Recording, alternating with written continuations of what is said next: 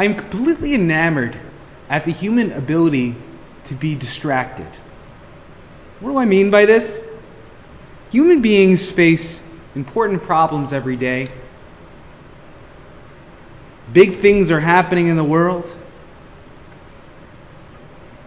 Each moment we have in this world is a blessing, is a moment when we can experience gratitude, when we can make a difference in this world, where we can do good in this world, where we can be thankful, where we can be satisfied.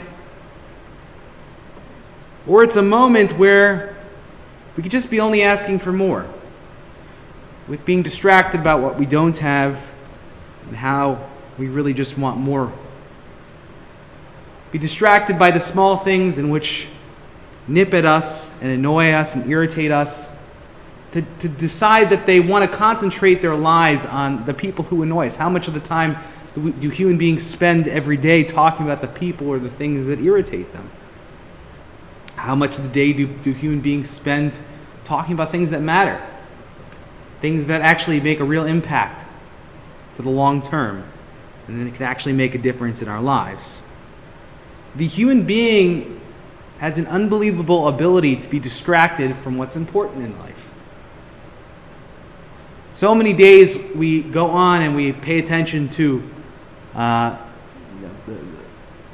what we're eating, how much weight do we have right now, best ways to lose weight, what car you're driving, what sports team is winning. These things are easy to talk about. But getting down to essential questions of what truly is important in life and where should my life be focused, those are things we don't think about as often. We are very busy in trying to solve the everyday problems of life, and we get distracted. I think also as human beings, we get distracted from caring about others. We believe that, at least subconsciously, we're the only ones that matter at this moment. To not think about the consequences of our actions on others. We can become vain and capricious. I think that is, in some ways, a unique quality. That's a quality of human beings that we're able to be this way. I think it's a disease that we are suffering from more and more in our country. A country that is based so much on independence and all about personal success. Right? We find ourselves in the trap of only caring about ourselves and only thinking of the present moment. So much so that it's become almost a mantra that people try to attain to live in the moment, to be here now, as they say, which obviously has many healthy aspects, but the negative effect, I think, of that is to not care about what the impact of your actions are, to not think about the past or the future.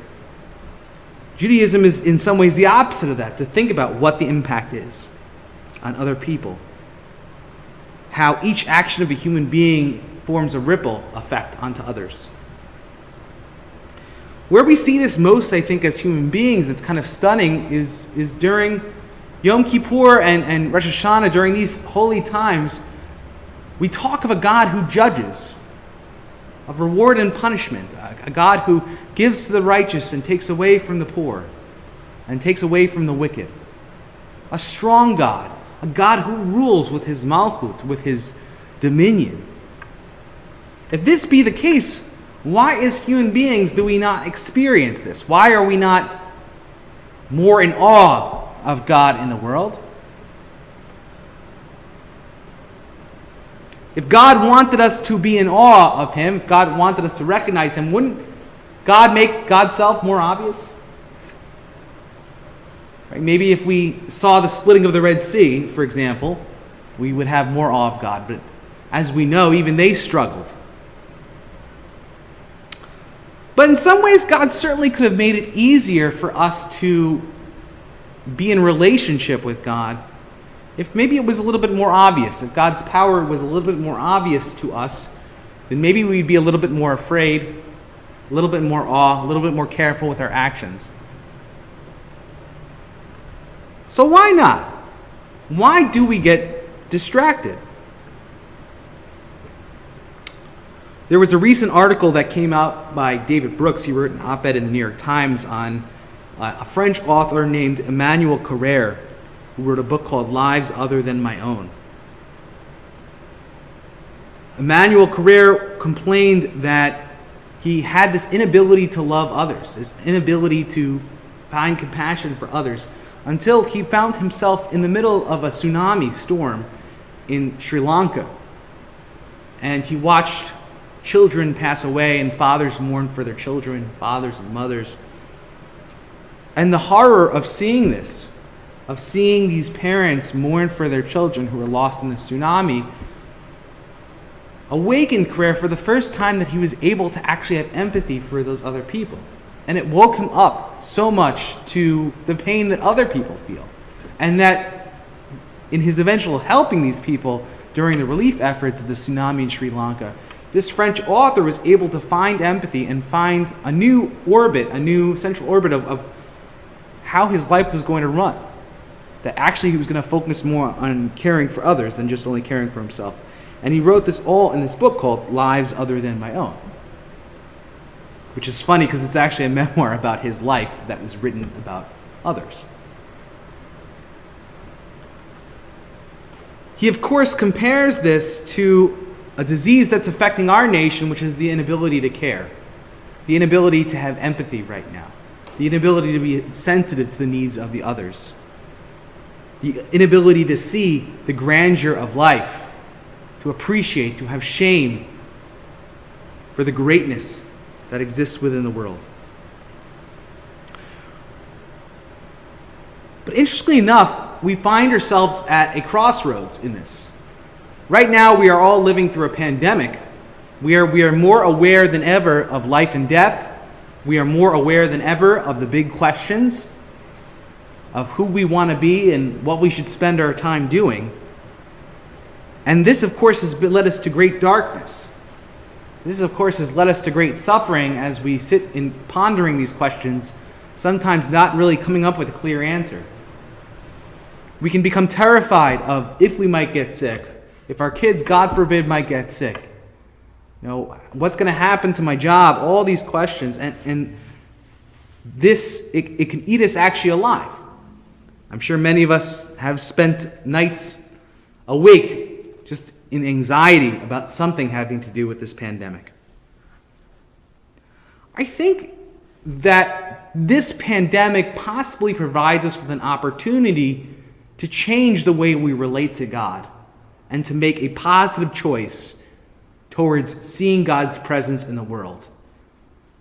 We're told in the Talmud that yirah, or awe of God, is one of the highest values that a Jew can attain. That the goal of Torah, the goal of a Jewish life, the goal of our mitzvot and everything that we do, our wisdom, is so that we can be in awe of God, which I continually translate as being in relationship, as recognizing God's presence within one's life, which is really the goal of all spirituality, is to recognize God's presence in one's life and to try to feel and experience that and to try to nurse it and to try to bring that into one's life and in the life of the world.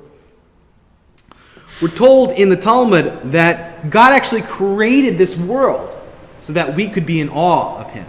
That was in some ways the whole purpose of our creation, is so that we can be in awe of God. We can have yirah. We're told that the only thing God has in God's treasure house is the awe that human beings have for God. And lastly, the most interesting teaching of them all is that we are told that the only thing that God can't force us to do is to have awe of God. And God can do anything else in the world, but God cannot force a human being to have awe of God, to recognize God. That is something that God cannot and chooses not to do, and never will do. Being in this place, seeing that yirah is one of the prime values that as a Jew we should work towards.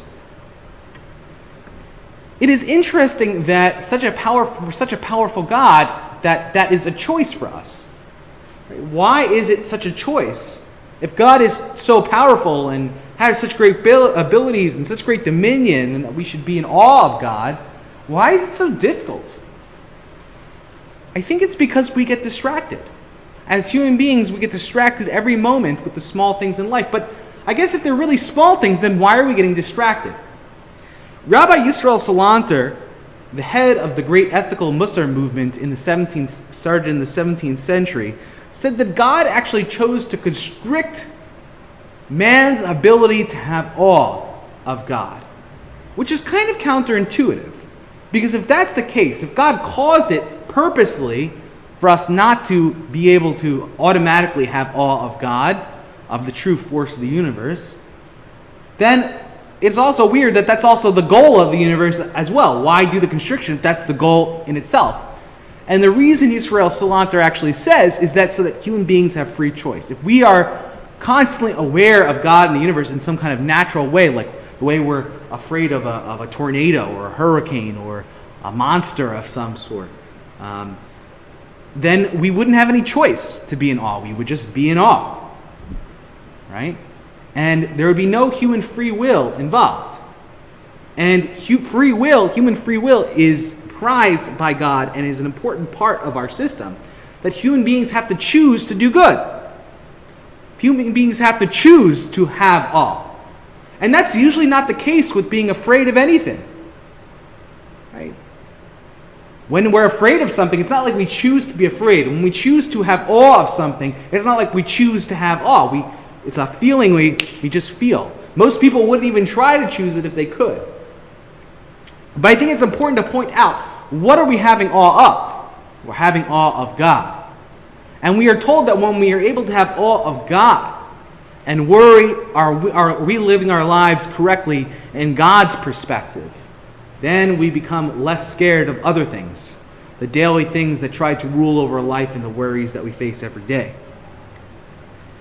God created a constriction in our automatic ability to have awe. Human beings have to work. They have to make a free will choice to believe and to have faith in God and to be in relationship with God. When we choose to have a relationship with God, when we choose to see that there is a bigger force in the universe, that there is something bigger than our own lives, that there's someone other than ourselves that walks this planet, that there is a force, there's energy that connects all of us together, that there's something more important than our daily regimen of problems that we face, we live much more satisfied lives. Human beings have the ability to actually therefore choose what awe they have. In some ways, human beings always have some sort of fear or some sort of awe or some sort of worry. I guess the choice that we do have is the ability to choose which worry we have, which worry we want to focus on. And as a Jew, I think what we choose to worry about, what we strive to choose to worry about, is, are we having a relationship with God? Are we recognizing God? Or do we have awe at this moment to try to recognize the greatness of God in this moment, to worry whether we are really matching up to what God wants of us in this world? Because if we worry about that, that is the true question that is going to actually bring us joy and bring us meaning in our lives. And then we stop making things about other problems and other things that we see within the world. In this way, as human beings, we have to choose awe. We have to choose to be in relationship with God.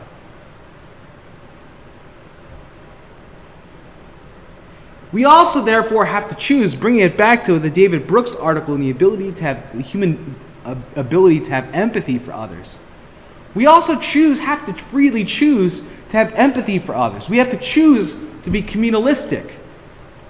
We have to choose to see the suffering of the people around us, to see the pain and see the joy and to feel that deeply in our heart. That's a choice that we have to make. No one's going to force us to make it. But human beings, to be the best they are, have to make a choice to be that way. Now, it makes sense that having empathy for others actually helps us all to live a better life because we can work together and understand each other. But everything in our lives are pushing us to be instead selfish. To only care about ourselves, to only care about our small problems that we face, and not think communalistically about what's good for everybody and the pain that others feel. The natural human instinct is to not see the best in other people, but rather see the worst. And that, of course, was the greatest curse that a Jewish person can ever come up with, which of course is the ayin hara, looking at someone with an evil eye, not trusting somebody, kind of cursing somebody with our eyes. We are instead asked to choose to have an ayin tov, which was supposedly the quality of Avram Avinu, a good eye, to look at someone with good thoughts, to be generous of spirit, to do acts of loving kindness, to be a person of baishan, to be a person of shame. What I mean by a person of shame is someone who has a feeling of what really matters in this world, about the greatness of God and about the values that really matter in our course of life. That is a choice that human beings have to make. Now, if God took back this tzimtzum, or this constriction, right, it would be eternally obvious that really the only fear that we really need to have, or the really awe that we need to have in this world, is, are we doing right by God? Everything else would be removed because we'd see how powerful God really is. But God wants it so that we walk through this world not automatically having that awe. That as human beings, we have to strive to have that awe. To strive to be able to connect to what's truly important in life. And Judaism is the sacred spiritual technology that helps us to connect to that. Now, usually it's very difficult to connect to awe. It's usually very difficult to connect to fear because, a lot of the times our life is going really well. Our TV shows are on, we can have a good drink, get a good dinner, good meal. Get distracted from the big questions of life. But right now, as Americans, we are all facing the big questions of life. This COVID pandemic has made us all search inwards to try to find answers, to try to figure out how to get through this time. And for so many people, that's made its way into mental sickness, depression, even suicide, drug addiction, all these terrible vices that we can fall into, bad paths to walk down. All of us are facing some level of anxiety in that way. But I think the opportunity that this pandemic opens up for us is the ability to know that life is fragile. Life is fleeting. Everybody dies. Everybody lives temporarily. Everybody has a limited number of days. And now at least we're asking the questions of what really makes life meaningful. What makes life worth living? What's the point of it all anyway? These are the questions that we need to be asking ourselves. So I feel like the pandemic in some way has gotten us part of the way. The next step I think we have to choose is, what should we be afraid of? What should we have awe of? What should we concentrate on? What should be our moral compass? What should be our way in which we conduct our lives when everything else has been taken away from us? When we are having trouble seeing up from down? That, of course, my friends, is the awe of God. The choice to have awe of God, to recognize God within our life. The choice to seek God out. The choice to seek holiness out. The choice to live a holy life. The choice to have empathy and care for other people. That is the choice that we need to make at this time. And if we're able to make that choice, if we're able to be like Avraham Avinu and have empathy for others, to be generous of spirit, to be humble, to have shame knowing that God is with us at every moment, that God cares about our actions, that really what matters in life is whether our actions are reaching the level that God wants of us, of being ethical and of being good people in this world, of doing good for others.